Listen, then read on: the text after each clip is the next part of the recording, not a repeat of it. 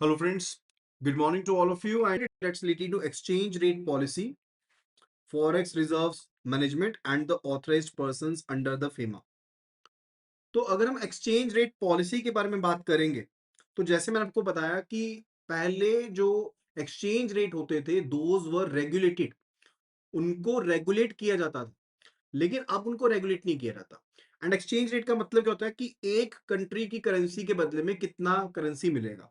जैसे हम कह सकते हैं कि 1 USD is equal to 92.10 INR। इसका मतलब क्या हुआ कि 1 USD के बदले में आपको 92.10 INR मिलेंगे। And this is set to be the direct cot.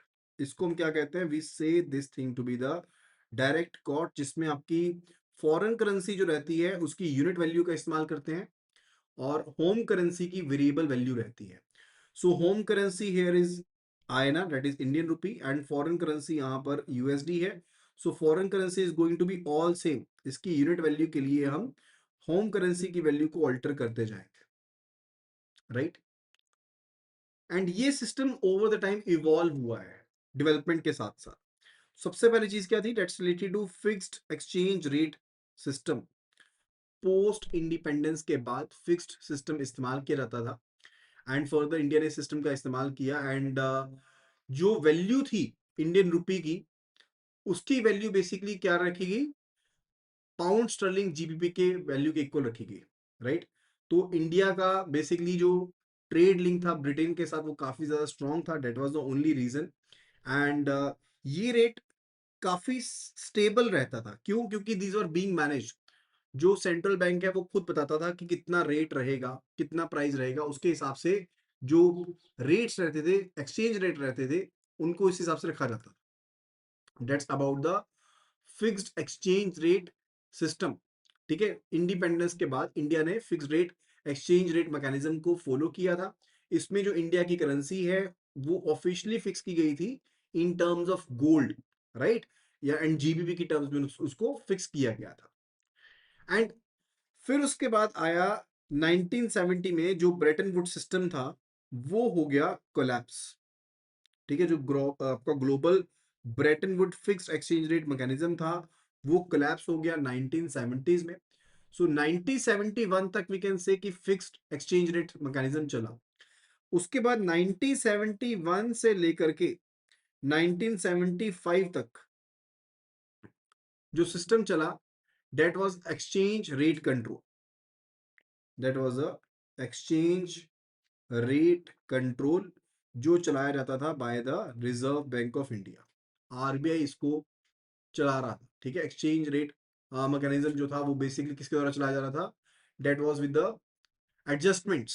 So we were doing dealing with the fixed rates. अब इस केस में भी आप फिक्स्ड रेट के साथ ही डील कर रहे थे, फिक्स्ड रेट के साथ ही डील कर रहे थे, लेकिन एडजस्टमेंट के साथ, साथ में उसमें एडजस्टमेंट्स की जा रही थी, राइट। एंड थर्ड सिस्टम आया, डेट वाज फ्रॉम 1975 टू 1991। तो 75 से लेकर के 91 का सिस्टम आया फिर, which was related to the basket peg system. इसको हम क्या कहते हैं? बास्केट पेग सिस्टम कहते हैं, राइट। एक्चुअली हुआ क्या था कि 1975 में इंडिया ने डीलिंग कर दिया रुपी को पाउंड स्टर्लिंग से। पाउंड स्टर्लिंग के साथ लिंक नहीं करा हुआ था। एंड फर्दर रुपी वैल्यू को लिंक किया गया undisclosed basket set of currencies के साथ। यानी कि एक बास्केट बनाई गई डिफरेंट करेंसीज की, एंड वो करेंसीज की वैल्यू जैसे जैसे रहेगी उसके हिसाब से इंडियन रुपी की वैल्यू चेंज होगी, right. So that was the major purpose related to it, ताकि हम जो मेजर ट्रेडिंग पार्टनर्स हैं उनको रिप्रेजेंट कर पाए। It's kind of average of the different currencies. So purpose क्या था कि हम एक सिंगल करेंसी के ऊपर डिपेंडेंसी को रिड्यूस करना चाहते थे, एंड फॉर द ब्रॉडर जो ट्रेडर रिलेशनशिप्स हैं उनको इंडिकेट करना चाहते थे। दैट वाज व्हाई ये बास्केट जो पेग सिस्टम है इसका इस्तेमाल किया गया। Rupee was linked to the basket of the currencies. फिर आता है बैलेंस ऑफ पेमेंट क्राइसिस की बात 1991 में। बैलेंस ऑफ पेमेंट क्राइसिस आया कब आया? It was in 1991। अब बैलेंस ऑफ पेमेंट क्या होता है? What is BOP? अब अगर हमारा एक्सपोर्ट ज्यादा है एंड जो हमारा इंपोर्ट है वो कम है, तो हम कहते हैं कि हमारा बीओपी पॉजिटिव है, and more the BOP is definitely more better it is, so that is a balance of payment. अब जो भी आपकी इकोनॉमिक ट्रांजेक्शन होती हैं with of the resident of one country and दूसरे आप कंट्रीज के साथ जो ट्रांजेक्शन करते हो, लेट्स से इन 1 ईयर, उसको हम बीओपी कहते हैं। उसको हम क्या कहते हैं? बीओपी कहते हैं। एंड अब जो बैलेंस ऑफ पेमेंट का क्राइसिस आ गया था 1991 में, इस पोजीशन को सही करने के लिए रुपी को डीवैल्यू किया गया। We डीवैल्यूड the rupee.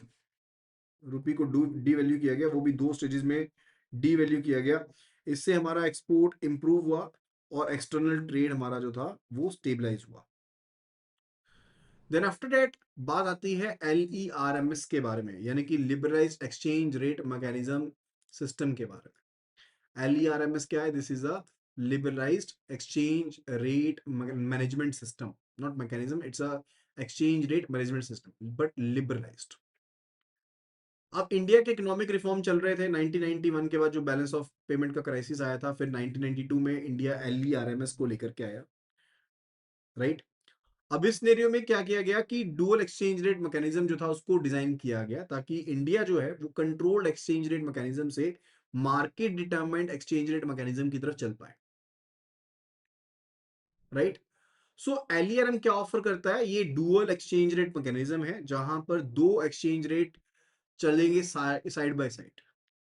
Official exchange rate जो एडमिनिस्ट्रेटर रेट होगा, और मार्केट एक्सचेंज रेट जो कि डिमांड एंड सप्लाई डिफाइन करेगी। तो डुअल एक्सचेंज रेट सिस्टम था। इसमें एक होता है एडमिनिस्टर्ड, यानी कि जो पहले चल रहा था, एंड दूसरा होता है deregulated, that is market driven. Market की जो डिमांड सप्लाई है वो बताएगी इसके बारे में। क्लियर? तो वो सिस्टम लेकर आया क्या? सो ये थी हिस्ट्री टोटल। तो क्या क्या हुआ? अगर हम स्टार्ट करें फर्स्ट पॉइंट से, सबसे पहले फिक्स्ड एक्सचेंज रेट मैकेनिज्म चल रहा था।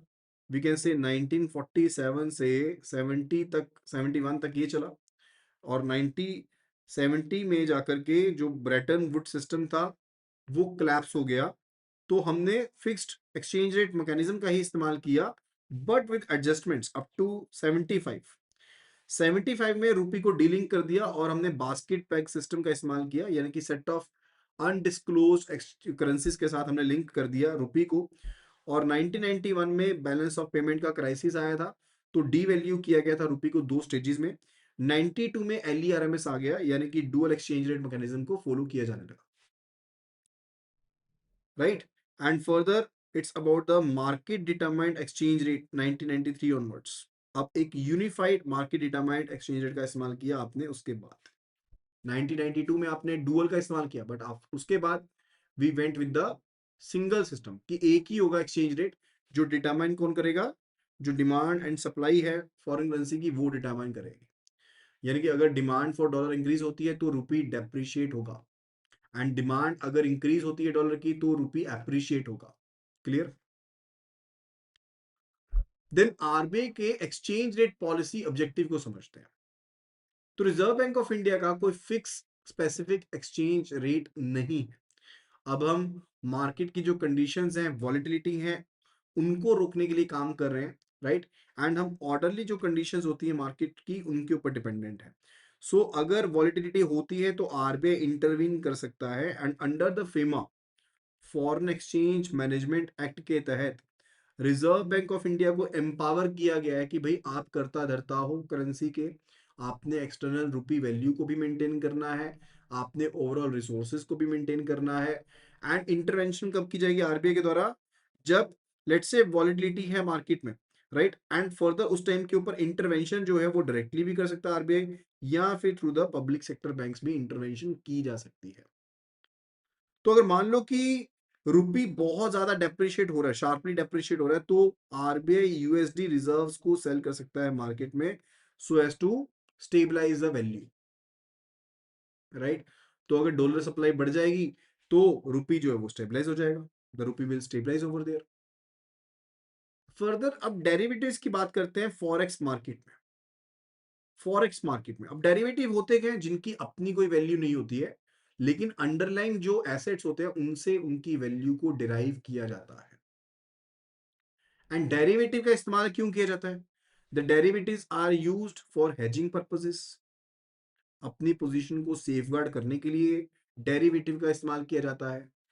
या let's say we do use the derivatives for the speculation purposes. अपनी पोजीशन को रिटेन करने के लिए भी डेरिवेटिव का इस्तेमाल करते हैं।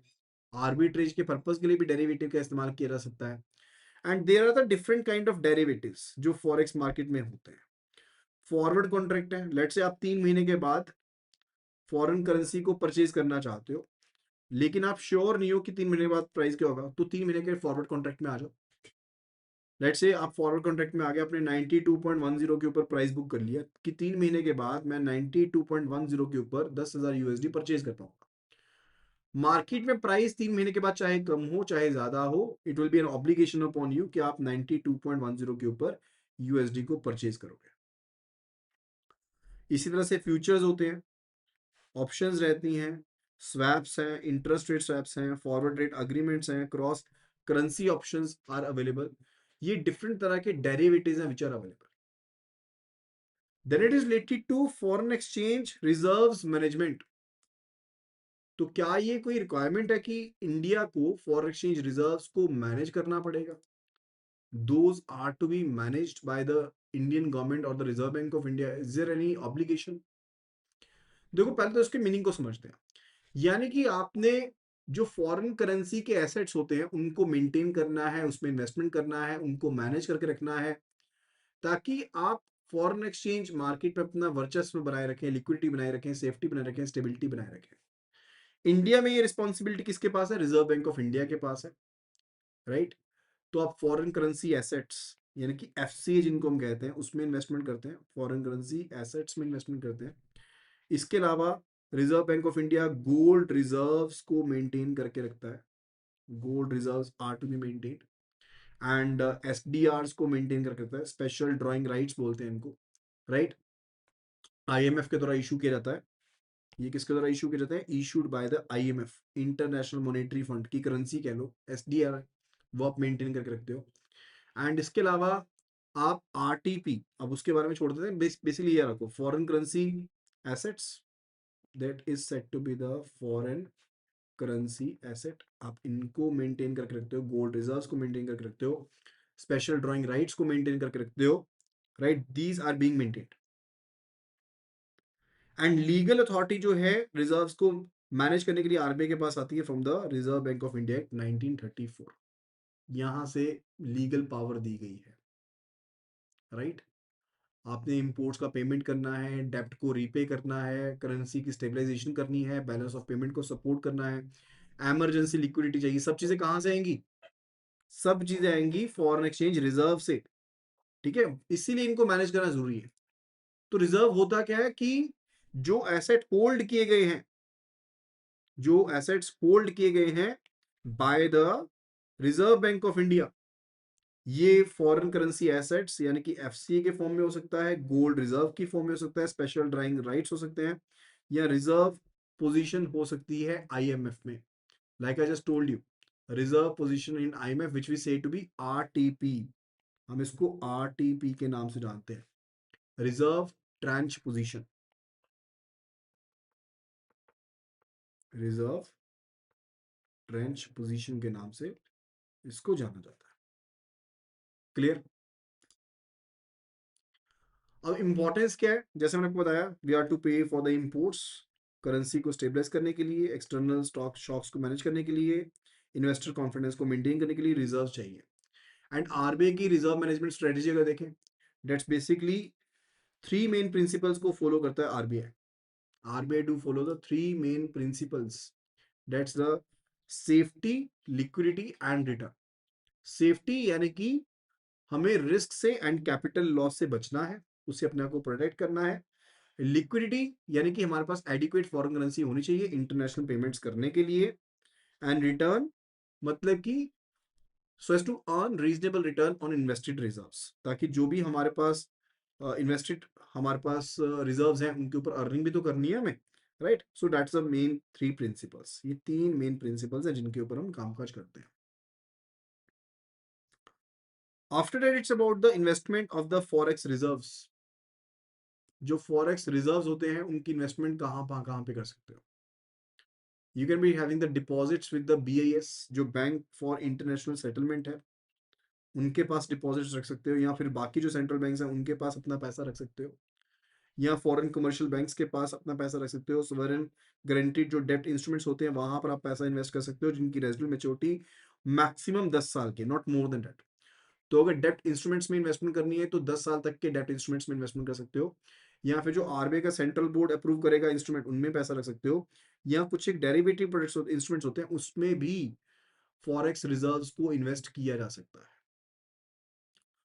लाइक RBI चाहे तो US ट्रेजरी बॉन्ड्स में पैसा इन्वेस्ट कर दे, गवर्नमेंट सिक्योरिटीज में पैसा इन्वेस्ट कर दे, डेवलप्ड कंट्रीज की, जहां पर पैसा सेफ है।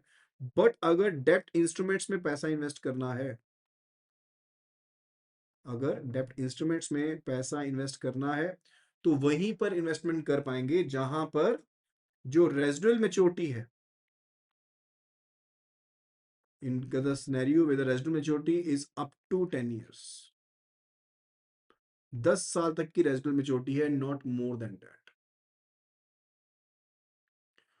अब देखो, रिजर्व मैनेजमेंट जो है that has basically become complex. Complex क्यों हो गई है?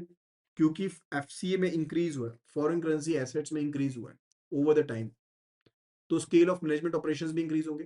एंड ग्लोबल मार्केट की वॉलिटिलिटी भी है, कभी कोई जंग छिड़ गई, कभी कोई एक्सचेंज रेट चेंज हो गए, इंटरेस्ट रेट चेंज हो गए, तो डेफिनेटली RBI को केयरफुली अपने रिजर्व्स को मैनेज करना पड़ता है ताकि उसकी वैल्यू को मेंटेन किया जाए ओवरऑल, राइट? क्योंकि यहाँ पर सिर्फ और सिर्फ आपकी कंट्री में जो चीजें हो रहे हैं वो मैनेज नहीं करेंगी आपके अर्निंग को, बट आपको दूसरी कंट्रीज की चीजों का ध्यान रखना पड़ेगा जिसके बेस पर आपकी अर्निंग जो है वो वॉलेटाइल हो सकती है, right? And there are the transparency measures related to it. RBI को पब्लिश करना पड़ेगा data related to forex reserves, exchange assets, जो भी एक्सटर्नल एसेट्स हैं, लाइबिलिटीज, उनके बारे में, एंड रिजर्व इन्वेस्टमेंट से जो अर्निंग हो रही है उनके बारे में डिस्क्लोज करना पड़ता है RBI को प्रेस रिलीजेस में। Now, after that, it's about the very important topic, that's the categories of the authorized persons under the FIPA, यानी कि फॉरेन एक्सचेंज मैनेजमेंट एक्ट के तहत जो कैटेगरीज हैं ऑथराइज्ड पर्संस की, उनके बारे में। सो सेक्शन 10 सबसेक्शन के 1 के तहत जो FEMA का एक सेक्शन है उसके तहत RBI को ऑथराइज किया गया है कि वो किसी भी पर्सन को ये अलाउ कर सकते हैं एज पर द जो प्रिस्क्राइब कंडीशन उनके हिसाब से कि वो फॉरेन एक्सचेंज में, फॉरेन सिक्योरिटीज में सेल परचेज कर पाए। सो ऑथराइज पर्सन एक इंडिविजुअल पर्सन भी हो सकता है, एक इंस्टीट्यूशनल ऑथराइजेशन भी हो सकती है, जो फॉरेन करेंसी में डील कर पाएगी, फॉरेन सिक्योरिटीज में डील कर पाएगी for the specific purposes. And इसमें अलग अलग कैटेगरीज हमारे पास होती है, like we are having the categories like AD category 1 है, AD 1 जिसे हम कहते हैं, AD कैटेगरी 2 है, AD कैटेगरी 3 है, एंड जो थर्ड है that's related to FFMCs, fourth sorry. तो ये 4 कैटेगरीज हैं जब हम ऑथराइज्ड पर्सन की कैटेगरीज के बारे में बात करते हैं। There are 4 categories: authorized dealer category 1, authorized dealer category 2, authorized dealer category 3, and the FFMCs, that is a full fledged money changers. Now if we talk about the AD category 1, तो इसमें हमारे पास आते हैं बैंक्स। क्या आते हैं? Majorly आपके पास banks आते हैं। These are the commercial banks जिनको RBI ने बेसिकली ऑथराइज किया है कि आप सभी ट्रांजेक्शन कर सकते हो फॉरेन एक्सचेंज को लेकर के, राइट? इसमें scheduled commercial bank, state cooperative bank, regional rural bank के केसेस में भी कुछ एक एसेस दिया गया, लिमिटेड एसेस है लेकिन कुछ एक RRBs को भी एसेस दिया गया, राइट? तो चाहे वो फॉरेन ट्रेड ट्रांजेक्शन है, तो ये जो कैटेगरी 1 है वो डील कौन सी ट्रांजेक्शन को कर सकती है? चाहे ट्रेड ट्रांजेक्शन हो उनको भी डील कर सकते हो, चाहे रेमिटेंसीज हो, चाहे रेमिटेंसीज हो उनको भी डील कर सकते हैं, फॉरेन करेंसी अकाउंट्स हैं उनको भी मैनेज कर सकते हैं, बाहर ओपन भी कर सकते हैं, एक्सटर्नल बोरोइंग भी कर सकते हैं, लेट्स से LOC चाहिए या फिर ECB चाहिए वो भी ले सकते हैं, एंड फॉरेक्स डेरिवेटिव जो होते हैं उनको भी इशू कर सकते हैं. These all can be managed, right? And further फिर बात आती है ऑथराइज डीलर कैटेगरी 2 के बारे में. अब ये ट्रांजेक्शन कर सकते हैं बट लिमिटेड ट्रांजेक्शन, एंड ये non trade related current account transaction कर सकते हैं. देखो जो कैटेगरी 1 थी वो ट्रेड रिलेटेड ट्रांजेक्शन भी कर सकती थी, लेकिन कैटेगरी 2 जो है वो नॉन ट्रेड रिलेटेड जो करंट अकाउंट ट्रांजेक्शन है उनको कर सकते हैं. Let's say foreign exchange transaction, let's say travel से रिलेटेड है, रेमिटेंस से रिलेटेड है, स्मॉल वैल्यू ट्रांजेक्शन है, वो ट्रांजेक्शन कर सकते हैं. Travel related, small remittances, student expenses हो गए, मेडिकल ट्रीटमेंट के लिए पैसा भेजना है, वो डील कर सकते हैं. फिर बात आती है कैटेगरी 3 के बारे में, राइट? तो ये वो एंटिटीज हैं जिनको परमिट किया गया कि आप फॉरेन एक्सचेंज में डील कर सकते हो for the specific purposes, for the specific जो फॉरेक्स एक्सचेंज ट्रांजेक्शन है, ये जो ट्रांजेक्शन इनको परमिट की गई हैं उनसे रिलेटेड ये ट्रांजेक्शन सिर्फ कर पाएंगे. That's category 3. कोई ब्रॉड कैटेगरी नहीं है इनके पास. मान लो इंस्टीट्यूशनल पेमेंट्स हैं उनको कर सकते हैं, स्पेसिफिक फॉरेक्स ट्रांजेक्शंस है वो कर सकते हैं. That's it. फिर बात आती है एफएफएमसीज के बारे में, यानी कि फुल फ्लेज्ड मनी चेंजर्स के बारे में. अब ये जो होते हैं these are the private entities. Let's say कोई एनबीएफसी है, ठीक है, कोई इंडिविजुअल है, राइट? उन्होंने बेसिकली लाइसेंस ले लिया एफएफएमसी का रिजर्व बैंक ऑफ इंडिया से. ना ये ट्रैवल रिलेटेड पर्पस के लिए फॉरेन करेंसी को खरीद बेच सकते हैं. अगर आप किसी से लोगे ना पैसे, तो आप किससे लोगे? एफएफएमसी से लोगे. बैंक से भी ले सकते हो, लेकिन इन जनरल बता रहा हूँ, आप मनी चेंजर्स के पास जाते हो एंड फॉर द उनसे फॉरेन करेंसी लेते हो. सो दे कैन बी बाइंग और सेलिंग द फॉरेन करेंसी, और फॉरेन करेंसी को इंडियन रुपी में इन कैश भी कर सकते हैं, right? So that can be done. So foreign exchange transactions में डील कर सकते हैं. फीमा की गाइडलाइंस को फॉलो करना पड़ेगा. अगर आरबीआई कहता है रिपोर्ट करो, तो चारों कैटेगरी को रिपोर्ट तो करना ही पड़ेगा. ये नहीं सिर्फ इसके लिए, इनके लिए, सभी के लिए जरूरी है कि फेमा की गाइडलाइंस को फॉलो करना पड़ेगा. चाहे वो कोई भी ऑथराइज पर्सन है, जो फेमा की गाइडलाइंस है, फॉरेन एक्सचेंज मैनेजमेंट एक्ट की जो गाइडलाइंस है, उनको फॉलो करना पड़ेगा. Those are to be followed. And साथ के साथ रिपोर्टिंग करनी पड़ेगी. लेट्स से आरबीआई ने कोई डाटा मांगा तो आपको डाटा प्रोवाइड करना पड़ेगा, रिपोर्टिंग करनी पड़ेगी. एंड जो भी आप कस्टमर्स के साथ डील कर रहे हो उनकी केवाईसी करने की जिम्मेदारी आपकी खुद की है, मॉनिटरिंग करनी पड़ेगी. और साथ के साथ जो परमिटेड ट्रांजेक्शंस हैं फॉरेक्स की, वो तो कर ही सकते हो. So if we are talking about the AD category 1, we are talking about the banks, ठीक है, जो सभी तरह की ट्रांजेक्शंस कर सकते हैं. एडी कैटेगरी 2 की बात करें तो ये नॉन ट्रेड रिलेटेड जो ट्रांजेक्शन होती है वो कर सकते हैं, करंट अकाउंट ट्रांजेक्शन कर सकते हैं. अगर एडी कैटेगरी 3 की बात करें तो स्पेसिफिक जो फॉरेक्स ट्रांजेक्शन है वो कर सकते हैं. और एफएफएमसी की बात करें तो फॉरेन एक्सचेंज को खरीदने बेचने का कामकाज कर सकते हैं. क्लियर? सो इसके साथ ही हमारा जो चैप्टर नंबर 1 है वो हो जाता है यहाँ पर कंप्लीट. अगर आपको ये वीडियो पसंद आई है तो जल्दी से जल्दी वीडियो को लाइक जरूर करें और वीडियो को शेयर जरूर करें अपने फ्रेंड्स के साथ, कलीग्स के साथ. एंड अगर आपको कंप्लीट पीडीएफ फाइल चाहिए तो सिंपली लिखो फॉरेक्स और उसे व्हाट्सएप कर दो टू द नंबर 8360944207 के ऊपर, and I will be sharing all the details with you. Thank you so much and see you again.